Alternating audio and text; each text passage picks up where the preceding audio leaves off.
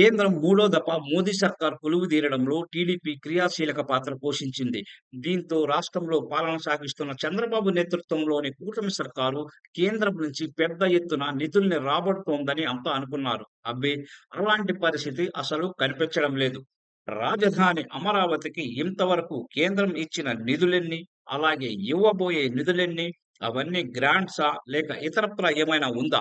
అనే విషయాలపై Tirupati MP doctor మదిలి గురుమూర్తి సంధించిన ప్రశ్నకు కేంద్ర ప్రభుత్వం లిఖితపూర్వక సమాధానం ఇచ్చింది.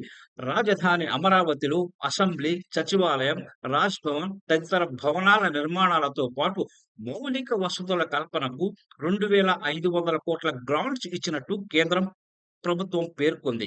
అంటే ఈ మొత్తాన్ని తిరిగి కేంద్రానికి ఇవ్వాల్సిన అవసరం లేదు.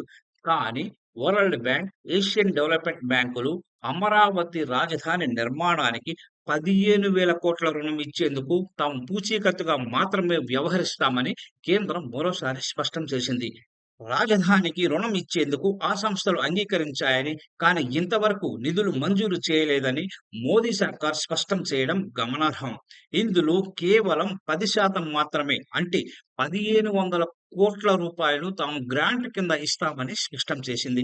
అలాగే రాజధాని నిర్మాణాన్ని తాము పర్యవేక్షిస్తామని కూడా కేంద్ర ప్రభుత్వం స్పష్టం చేసింది. ఇదిలా ఉండగా జనవరి 22, 2025 నుంచి వరల్డ్ బ్యాంక్ అప్పులు, ఫిబ్రవరి 10, 2025 నుంచి ఏషియన్ డెవలప్‌మెంట్ బ్యాంక్ అప్పులు అమల్లోకి వస్తాయని మోదీ సర్కార్ తెలియజేసింది. ఏపీ అప్పుల సీలింగ్ పరిధిలోకి రాజధాని అప్పుల వ్యయం రాదని కూడా ప్రభుత్వం పేర్కొంది.